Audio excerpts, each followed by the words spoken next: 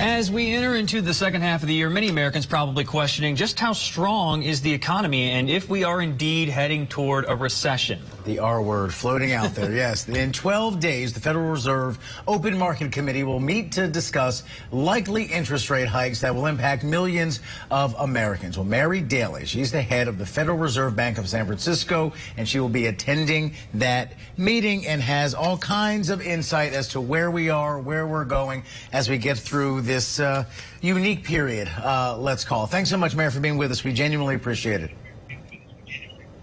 Absolutely. Glad to be here. So listen, just in layman's terms, for everyday Americans watching right now, in 30 seconds, give us your 30,000-foot view of how strong or not strong you think the overall American economy is right now as we talk on this Friday morning. Well, the economy is strong. We just had retail sales come out today showing that consumers are continuing to spend. The labor market remains strong. I just go through my neighborhoods or across the district in the western United States, and I see two kinds of signs. One sign saying that they have staffing shortages, so they have to close, and another sign saying they're raising their prices because inflation is too high. So we have a strong economy, but inflation is too high, and that's what the Federal Reserve is working on, getting inflation down without tripping up the economy and stalling it out. Let's talk about the Federal Reserve's actions here. We got Chairman Jerome Powell, his handling of it. I actually want to get your thoughts on a comment that he made last month in Portugal. He said, quote, "I think we now understand better how little we understand about inflation." And that was kind of a head scratcher to me, and I wanted your thoughts on a comment like that. Well, let me tell you how I think about inflation and what I think we're all grappling with as policymakers, as Americans, is that we haven't had high inflation in a long, long time. And so it was sort of startling to wake up and find that inflation was high for most Americans. But as an economist and as a policymaker, I was less startled. It actually is something that you can expect because we had a pandemic, locked down the economy, and then we opened back up suddenly. And what we learn is that we're ready as consumers to get back out there and buy things and do things, but supply chains are completely under siege. They don't have enough people to do the jobs. We get things from global economies. They're still dealing with COVID, closing their factories. The ships and the trucking systems are all backed up. And so we have this classic imbalance of everybody wants to do and buy things, and we don't have enough things to do and buy. So that causes inflation. So as an economist, as a policymaker, I wasn't confused about what we saw. The piece that's been challenging, of course, is that it's lasted a lot longer than we had hoped. And if you think about why, it really goes back to COVID still running rampant through the globe, even though in the United States it feels like we're getting behind it, or it's getting behind us. And we had the war in Ukraine, which of course raised energy prices and food prices, and that is actually something that's making persistent inflation kind of a troubling thing. In other words, the economy is not a light switch. You can't turn it off and on quick. And when you had a pandemic that literally stopped the world, it's going to take us a while to get back up and running. And during that process, things are going to get expensive and it's going to take a while. Is that fair? That's beautifully said. That's very well said. That's exactly. why they pay me the medium bucks. So let me ask you this. The big thing that everyone talks about, this dominates the news cycle, is the price of gas. Bottom line, who has more control over the price of gas? The folks in D.C. and the president, or the big oil executives? Well, the way the economy works in America, because we have capitalism, is it's a market-based price, and that is about supply and demand. So when we have limited supply and we have lots of people wanting to get gas, then when you go to fill up your tank, it's higher at the pump. And of course, there's all types of taxes and regulations imposed on gas as well by states. So all of that adds up to Americans pay more when gas is in short supply, and we still want a lot of it. And so fiscal agents can do some things to help, and they're working on that. The vendors of gas can do some things to help, and they're working on that. But the bottom line is, in a market-based economy, when something's in short supply and everybody wants it, the price rises. So take us inside this Fed meeting that you're going to be at. What are officials thinking about? What are they considering? We know that we have had several interest rate hikes already, but we are expecting several more. Are there concerns about overcooking things in order to tame down inflation? Not yet. I'm not concerned about overcooking things because remember, we put extraordinary emergency accommodation into the economy. We put lots of support into the economy, and when we did that, of course, the economy was supported through the pandemic, and now we're just dialing back that support. So instead of thinking about pulling back the reins, think about just dialing back the support we're giving as we raise the interest rate through the end of the year. That should help bring inflation down, should help get the economy back in balance, and should put us on a good footing to have what everybody wants, which is everyone who wants a job can get one, and people don't have to wake up in the morning thinking about inflation and then go to bed at night thinking about inflation. So that's what we're headed to. That's what we talk about at the meeting. The other thing I may share with you guys, if you don't mind, is that, the meetings really run differently than I think most people realize. When we all walk into the room, you cross this threshold to get into the room to do the meeting, and there's no discussion of politics or fiscal policy or anything because that's not our role. We talk about the same thing every time. We have two goals: price stability, which means, you don't have to think about inflation when you wake up or go to bed, and full employment. Everybody who wants a job can get one. And how do we do that best with the tool we have, which was the interest rate, so that every American has an opportunity to live their lives and be successful? And that's what unifies all of us. And then we debate, of course, how to do that best, but we come out with a decision that we hope helps every American. And at the end of the meeting, how good an after party is it? You guys go out, you hang out? What, a bunch of economists? How's that go? So I don't think people don't get too excited about coming to economist and policymaker after parties, but we do hang out. I mean, it's actually useful to be able to talk.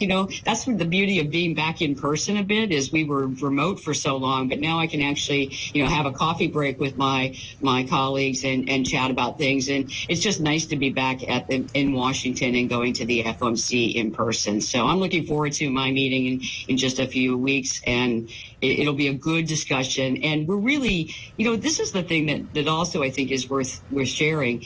We really are making policy as a responsibility, and we take it very seriously. So we spend a lot of time focused on how do we do our job well. And someone asked me, what's it like to be a policymaker? What's it like to be inside? I said, it's a bunch of earnest people doing their level best to try to get it right. So I hope that's reassuring for the American people. I know I am working on their behalf, and so is every one of my colleagues. What we want to know is the message you have to consumers that are getting hit hard right now. And if we keep seeing these interest rate hikes, what the ripple effects are going to be to things like credit card debt, with people in a pinch that have to load up on their credit card spending and really can't pay off, so they got to rack up their interest rates. What about somebody who's buying a home? Their mortgage rates going higher and higher, above 5% recently. What if it continues to climb, say, to double digits? What do you tell that person that says, hey, you know what? We're trying to fix the economy right now. We're trying to cool things off. Just be patient. Sure. Well, the first thing I start with is that inflation is high, and that is actually tearing away the savings of individuals, tearing away the disposable income. Because if you're showing up at the gas pump or trying to buy a house or pay rent, prices are high and they've been rising. So what we're doing first and foremost is raising the interest rate to help get those price increases down, so that inflation's more like 2% as opposed to 9.1%, which was the most recent number. And that will be savings directly into the pocketbooks of Americans. That will go right into their bank accounts.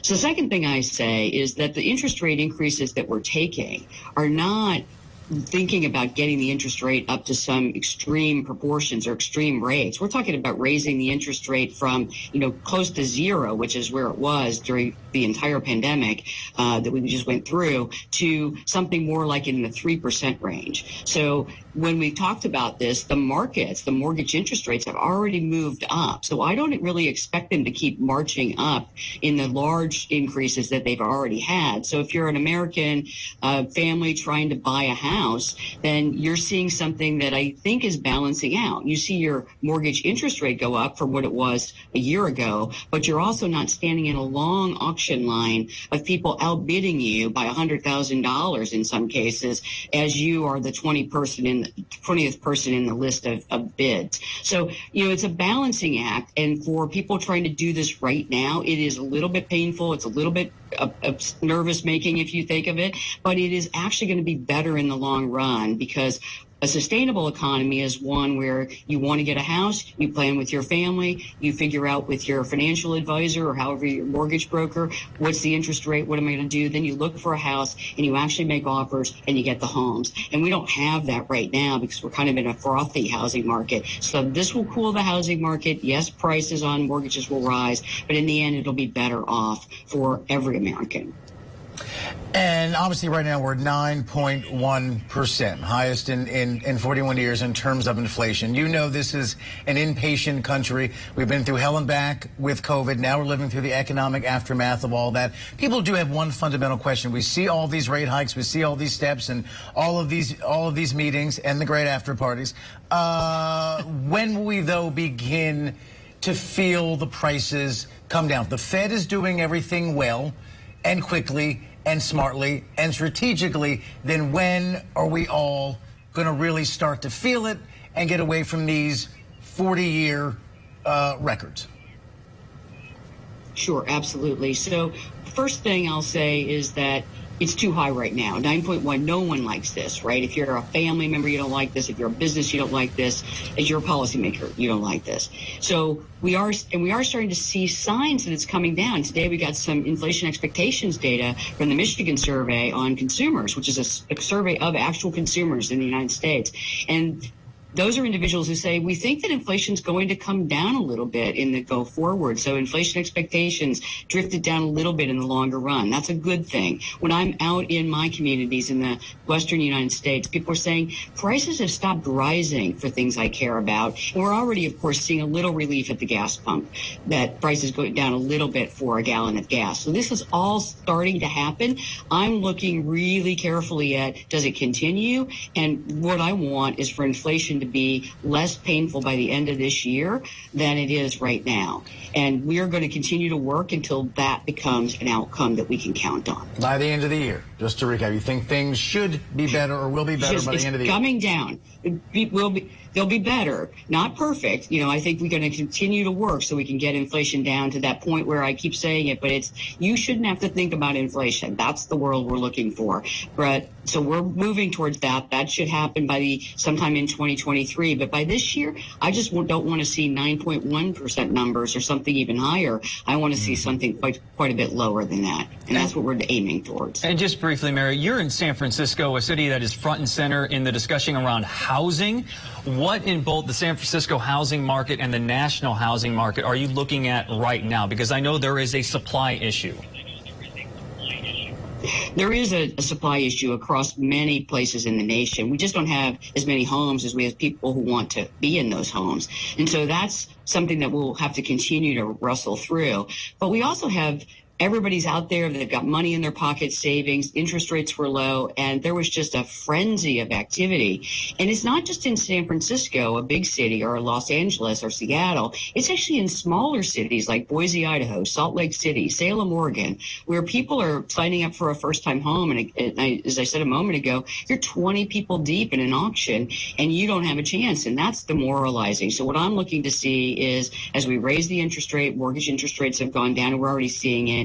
The housing market just gets off those frothy levels, and you're more in a place where you're saying, okay, I'd like to buy this home or that home. I'll make a couple of offers, and then not in 6 to 12 months you'll get a home, but in 3 to 6 weeks you'll get a home. That would be the world we're looking for. We're not there yet by any means, but I'm starting to see the green shoots, as sometimes we call them, of hope forming in those housing markets where people feel like, oh, I can actually do this now, which is a good thing. Scale of 1 to 10 before we go. Chances of the U.S. going into a recession, even a mild one.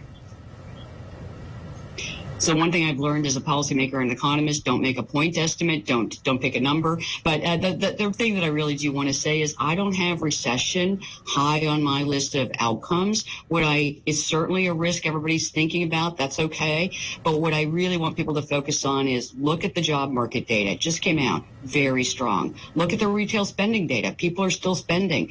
Just go to an airport, a campsite, or a restaurant, all of which I've been to lately, and they are packed and people are excited to be out. We are in a post-COVID economy and people want to get out there and participate. Now it's just about getting inflation down and creating conditions that sustain that. All right. Mary Daly, President and CEO of the Federal Reserve Bank of San Francisco. Can't thank you enough. Appreciate your time. Enjoy your weekend. We will be back right after this.